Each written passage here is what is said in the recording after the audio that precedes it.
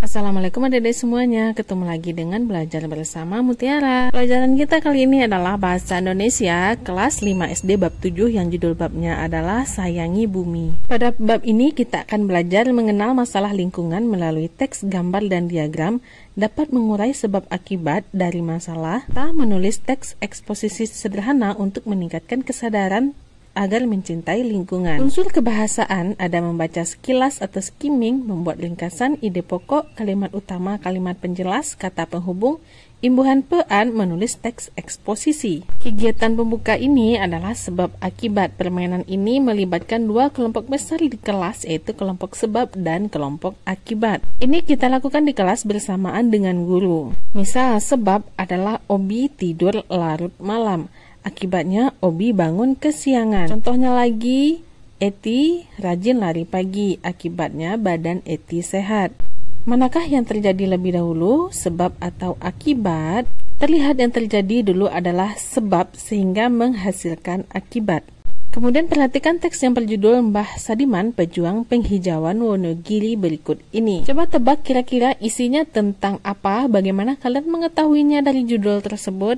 Nah, kegiatan yang baru saja kalian lakukan adalah kegiatan membaca sekilas atau skimming. Ini adalah salah satu cara untuk mendapat gambaran tentang isi teks, terutama jika teks yang dibaca itu panjang. Sekarang saatnya untuk membaca teks di bawah ini dalam hati dengan saksama, sambil membaca identifikasi hubungan sebab akibat yang ada pada bacaan. Judulnya adalah Mbah Sadiman, Pejuang Penghijauan Wonogiri. Bacalah teks ini dengan seksama di dalam hati masing-masing.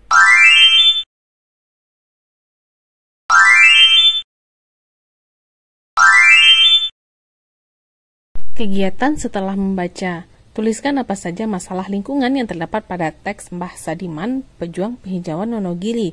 Gunakan tabel di bawah ini untuk merumuskan sebab akibat dari masalah. Nah, contohnya, sebabnya adanya penebangan liar, akibatnya hutan menjadi gundul. Lanjut contohnya, hutan menjadi gundul, akibatnya persediaan air mengering. Nah, setelah persediaan air mengering, hewan dan ternak kesulitan air bersih. Selanjutnya, kamu lengkapi sebab akibat tabel ini sesuai dengan bacaan sebelumnya. Bahasa kali ini adalah kalimat majemuk bertingkat. Kalimat majemuk bertingkat adalah kalimat panjang yang merupakan gabungan dua kalimat, yaitu kalimat inti atau induk kalimat dan kalimat pendamping atau anak kalimat.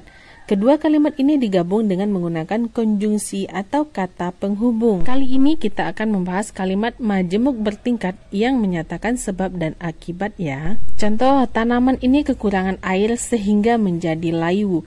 Induk kalimatnya adalah tanaman ini kekurangan air. Anak kalimatnya adalah menjadi layu. Dihubungkan oleh kata sehingga. Nomor 2, tanaman itu dipupuk secara teratur maka pertumbuhannya baik. Induk kalimatnya kalimat pertama dan anak kalimatnya adalah kalimat di sampingnya. Beda halnya dengan nomor 3, hutan menjadi gundul karena adanya penebangan liar, di mana penebangan liar yang terlebih dahulu itu adalah sebab. Akibatnya hutan menjadi gundul. Sama halnya dengan nomor 4, akibatnya yang didahulukan. Suasana di perumahan ini sejuk sebab banyak. Saatnya kita membuat kalimat majemuk bertingkat dari tabel sebelumnya. Contoh, karena adanya penebangan liar, hutan menjadi gundul. Berarti itu sebab kita dahulukan. Lalu tadi ada contohnya hutan menjadi gundul, persediaan air mengering. Kita jadikan kalimat majemuk bertingkat. Karena persediaan air mengering, sebab hutan menjadi gundul. Nah, ini kita sebabnya hutan menjadi gundul dan akibatnya persediaan air mengering. Saatnya kamu lanjutkan membuat kalimat majemuk bertingkatnya. Saatnya kita berdiskusi tentang identifikasi hubungan sebab akibat pada diagram. Peristiwanya terlihat adik sedang menangis. Contoh kalimatnya, adik menangis karena adik disengat lebah. Contoh berikutnya, karena adik disengat lebah, maka muka adik bengkak. Atau contohnya, adik menangis karena pensilnya patah. Kalimat berikutnya, karena pensilnya patah, maka adik tidak bisa menyelesaikan PR-nya. Untuk kalimat selanjutnya ada adik terjatuh dan ibu segera datang menolong. Kamu bisa cari sendiri kalimatnya. Diagram yang kedua terlihat pada gambar itu ada sebuah peristiwa banjir. Banjir terjadi karena curah hujan tinggi. Kalimat tersebut berarti akibat yang kita dahulukan, yaitu banjir. Selanjutnya kamu buat kalimatmu sendiri sesuai dengan diagram 2 ini, yaitu tentang banjir. Dikasih mana yang akibat, mana yang sebab, lalu kamu buat kalimatnya sesuai dengan urutan akibat sebab atau sebab akibat. Perhatikan diagram 2 dengan seksama. Bahaslah bersama rekan sebangku kalian mana yang merupakan sebab dan mana yang akibat. Lalu buatlah sebuah paragraf singkat untuk menggambarkan sebab dan akibat dari peristiwa banjir. Apa yang dapat kalian simpulkan dari kedua diagram di atas? Utarakan hasil diskusi kalian di depan kelas. Contoh kalimatnya, banjir adalah salah satu bencana yang sering terjadi. Ada banyak faktor yang dapat menyebabkan banjir. Banjir dapat terjadi karena curah hujan yang tinggi, daya resapan air yang terbatas, banyak sampah yang menyumbat saluran air, atau lokasi daerah banjir yang ada di dataran rendah. Banjir yang melanda suatu daerah dapat menyebabkan berbagai kerugian. Banjir menyebabkan banyak rumah dan bangunan yang rusak terendam air, timbulnya penyakit karena air yang kotor, dan gangguan transportasi. Banjir juga membuat banyak orang tidak bisa pergi bekerja atau sekolah. Bahas bahasa kali ini adalah membuat ringkasan. Ringkasan adalah singkatan cerita. Membuat ringkasan dalam cerita dilakukan dengan cara mengidentifikasi ide pokok dari cerita dan menuliskannya kembali secara singkat dan jelas. Untuk memudahkannya, kita jawab dulu pertanyaannya sehingga kita bisa membuat ringkasan. Pertanyaan pertama, siapa tokoh pada wacana? Itu adalah Mbah Sadiman, seorang warga Wonogiri. Nomor 2, apa yang diinginkan sang tokoh? Yaitu daerahnya menjadi hijau dan mudah dapat air bersih. Masalah apa yang dihadapi sang tokoh? Daerah tempat tinggal, Bukit Ampayang dan Gendo gersang karena banyak penebangan liar. Apa yang dilakukannya? Ia berinisiatif menanam dan merawat ribuan pohon beringin. Bagaimana keadaan saat ini? Daerahnya menjadi hijau dan dialiri air bersih. Dari pertanyaan tersebut kita bisa membuat ringkasan. Mbah Sadiman adalah seorang warga Wonogiri yang menginginkan daerahnya menjadi hijau dan mudah mendapatkan air bersih. Sayangnya daerah tempat tinggal Bukit Ampayangan dan Gendol gersang karena banyak penebangan liar. Mbah Sadiman akhirnya berinisiatif menanam dan merawat ribuan pohon beringin. Berkat perjuangannya, kini daerahnya menjadi hijau dan dialiri air bersih. Saatnya menyimak. Sekarang simaklah sebuah teks berjudul Sumber Energi Terbarukan yang dibacakan oleh guru. Berikut adalah teks yang akan dibacakan gurumu nantinya. Judulnya adalah Sumber Energi Terbarukan. Intinya pada bacaan ini kita mengenal ada dua jenis energi yang tersedia di alam, yaitu terbarukan dan tidak terbarukan. Yang tidak terbarukan adalah energi dengan ketersediaan sumber daya terbatas di alam. Contohnya adalah batu bara, minyak, dan gas. Sementara untuk energi terbarukan adalah energi dengan ketersediaan sumber daya yang tak terbatas di alam seperti air, angin, dan matahari. Nah, kira-kira dari teks yang panjang tersebut kita akan membuat ringkasan seperti apa? Dari teks tersebut kita urutkan per paragrafnya ide pokok masing-masing paragraf, kemudian kita buat ringkasannya. Membaca, judulnya adalah mengurangi memakai ulang dan mendaur ulang sampah. Aktivitas yang kita lakukan sehari-hari dapat menghasilkan sampah. Sampah yang dihasilkan biasanya berupa sampah organik, yaitu sampah yang mudah terurai. Misalnya daun-daun kering, sisa makanan, dan lain-lain. Sampah lainnya yakni sampah anorganik, yaitu sampah yang sulit diurai, misalnya plastik, logam, kaca, kertas, dan lain-lain. Pengelolaan sampah yang kurang baik dapat menimbulkan masalah. Sampah yang dibuang sembarangan akan menumpuk, berbau, dan menjadi tempat berkumpul serta berkembangnya penyakit. Sampah yang dibuang ke sungai dapat mencemari badan air dan mengakibatkan penyumbatan yang bisa berdampak banjir. Sampah yang dibakar juga akan mencemari udara, menurunkan kualitas lingkungan, dan bisa berdampak pada pemanasan global. Kalau sudah seperti ini keadaannya, rusaklah lingkungan kita.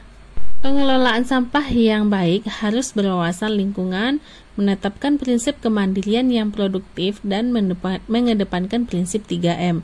3M merupakan singkatan yang terdiri atas mengurangi, memakai ulang, dan mendaur ulang sampah.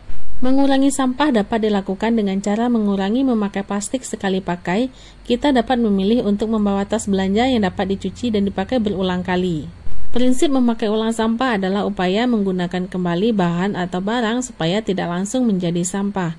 Contohnya, botol selai tidak dibuang tapi masih dapat kita gunakan menjadi tempat pensil atau tempat bumbu.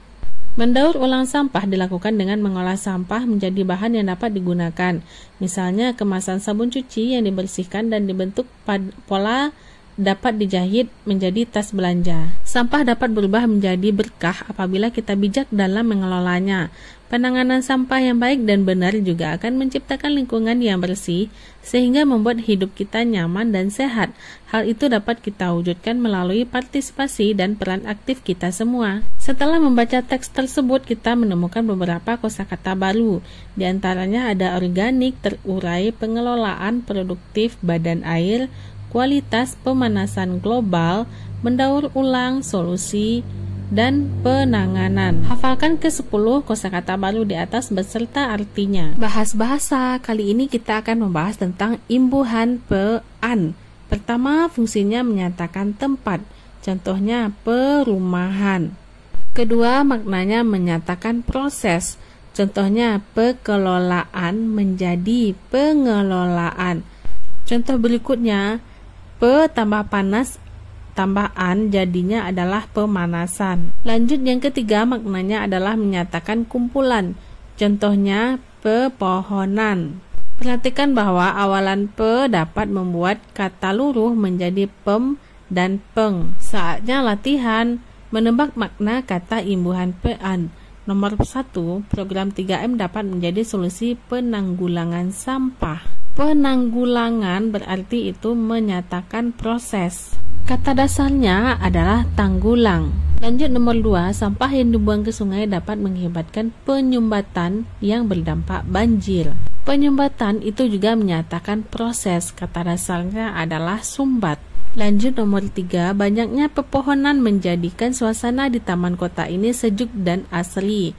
Nah, pepohonan artinya menyatakan kumpulan. Kata dasarnya adalah pohon. Nomor 4, banyak warga di pedesaan memanfaatkan ampas tahu untuk pakan ternak.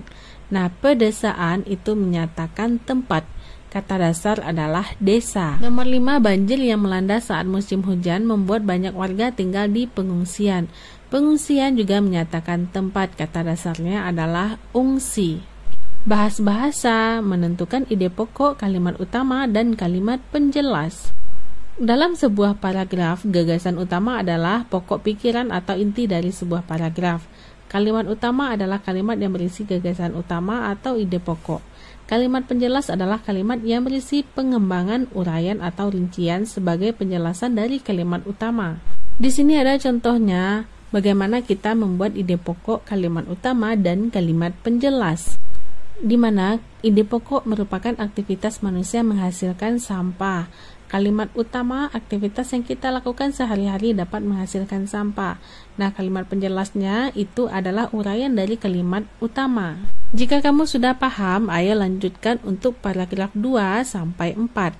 Setelah melengkapi tabel tersebut, nah kita akan mendapatkan ide pokok dari setiap paragraf pada teks. Dengan menggabungkan ide pokok dari setiap paragraf, kita akan bisa membuat ringkasan. Nah, setelah itu kamu buat ringkasan dari tabel sebelumnya. Kreativitas merayakan Hari Bumi. Hari Bumi sedunia jatuh pada tanggal 22 April. Mari berperan aktif menyayangi bumi. Buatlah sebuah poster yang mengajak pembaca untuk melakukan aksi melestarikan lingkungan. Ini adalah salah satu contoh poster. Jangan lupa di bawahnya ada kalimat ajakan, ayo sayangi bumi, berkurang sampahku, lestari bumiku. Jurnal membaca kali ini bertemakan tentang lingkungan. Setelah membaca jurnal membacanya, kamu buatlah ringkasannya. Nah, saatnya kita belajar tentang teks eksposisi, yaitu jenis teks yang bertujuan menjelaskan maksud dan tujuan. Contohnya ada pada teks mengurangi, memakai ulang, dan mendaur ulang sampah. Ciri-cirinya bersifat non-fiksi, berisi fakta dan informasi ilmu pengetahuan, ringkas dan jelas, bersifat mengajak. Strukturnya ada judul, pernyataan, penjelasan, dan kesimpulan. Inilah contoh teks eksposisi dari teks sebelumnya. Ada judul, paragraf pertama merupakan pernyataan, kemudian ada penjelasan. Paragraf selanjutnya juga ada penjelasan, dan yang terakhir itu adalah kesimpulan. Tugas kali ini adalah menulis teks eksposisi tentang pentingnya melestarikan lingkungan. Langkah-langkahnya, tentukan satu topik tentang masalah lingkungan, lakukan riset untuk mencari tahu sebab dan akibat dari masalah tersebut, tuliskan kerangka tulisan dalam format seperti contoh di atas, lalu mintalah guru atau teman untuk membaca dan memberikan pendapat terhadap hasil tulisan kalian. Sekian dulu tentang video Sayangi Bumi kali ini. Ayo sayangi bumi, berkurang sampahku, lestari bumiku. Nantikan video-video pembelajaran selanjutnya masih pada channel ini, Belajar Bersama Mutiara. Terima kasih bagi adik-adik yang sudah menonton. Mohon maaf apabila banyak salah. Terima kasih atas perhatiannya. Assalamualaikum.